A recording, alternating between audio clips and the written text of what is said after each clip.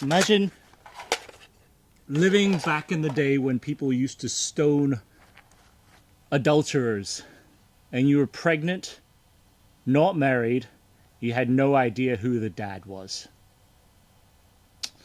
When you take the story of Mother Mary, or the Virgin Mary, however you like to call her, and you put it into modern day parlance, it really is quite an incredible story. I'm not going to get into Protestant versus Catholicism, whether we venerate Mother Mary here. But really, I wanted to talk about how absolutely bonkers that story is if you think of it. And really what you could look at the relationship between St. Joseph and Mother Mary. Because a lot of times nowadays we just look at them as fictional characters in this book. We know they're not fictional characters, but they are. It's a story told so much that it is that story. But imagine if you were unwed, pregnant, and an angel comes to you and tells you that this is the Son of God. You didn't do anything with anyone, you didn't sleep with any man, and you became pregnant. In a vacuum, you may say, oh yeah, okay, she's faithful. She's still a real person. She still had to go to Joseph and say, hey, I know we're engaged and all, but I'm pregnant. By the way, it's the Son of God. Imagine being Joseph hearing that. He wanted to leave her. He wanted to divorce her and give her her dignity to have the baby. But the angel then appeared to St. Joseph and said, no, don't do that. Take care of her. And he did. He did. And so I think there's a lot more, though, because what does that say about their relationship? Because they still have to face people outside. Imagine Joseph going out to the local pub and going to your bros, and the bros are asking you, hey, how's everything? How's the wedding planning going? Yeah, she's pregnant with a son of God. Any friend out there would tell you, man, I wouldn't marry this girl. But he did. And he did so knowing full well. What does that speak of their relationship? The trust, the faith, and what they have with each other, the mutual support in facing the world with this revelation. And what does that say about relationships nowadays? I mean, there certainly were troubled relationships even back in the day. And yet they still stayed together with this very difficult truth.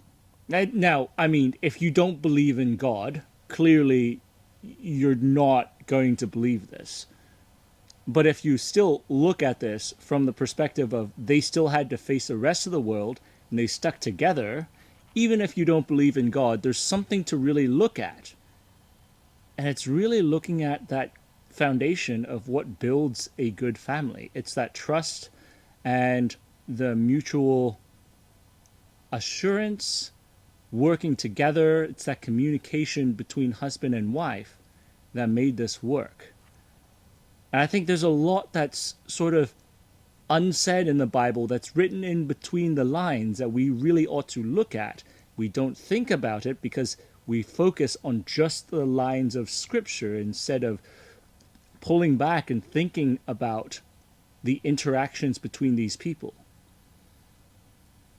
There was a giant swath of Jesus' life that wasn't documented. And that's when he was a kid. I mean, the only thing that the Bible writes about is about Jesus going to the temple and when he was about 10, and Mother Mary and St. Joseph losing him and freaking out.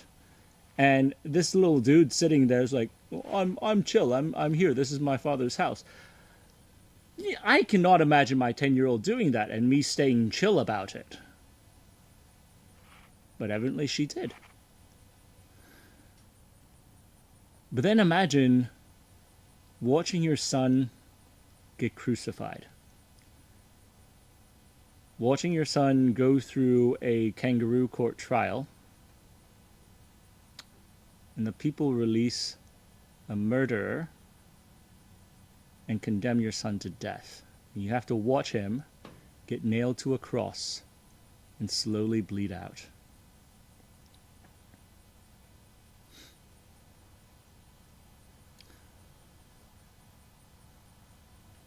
Even if you don't believe in Mother Mary being someone special, that woman went through a lot, and she still kept her faith, and she still kept that grace. And I think that's why Catholics and Orthodox Christians venerate Mother Mary. When I come from the Protestant side, and there wasn't a lot to be said about Mother Mary outside of her role as Jesus' mom. And on the Catholic side, there's a lot of Hail Marys being said, but also not a lot of people thinking back at what exactly Hail Mary's talking about. This woman who went through tremendous amounts of difficulties and troubles and kept her faith. Not only with herself, but with her child and with her husband. And I think a lot of that says about what's most important for us in this world, especially as Christians, is building within that core foundation, that core block, that family, and pulling people together and sharing the faith through those people who are closest to you and mutually supporting them.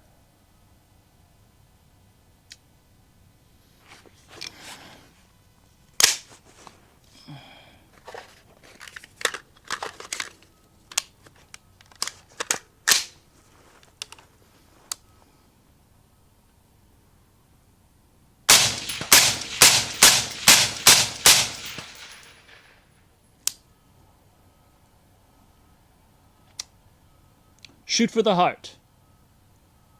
Go out and preach.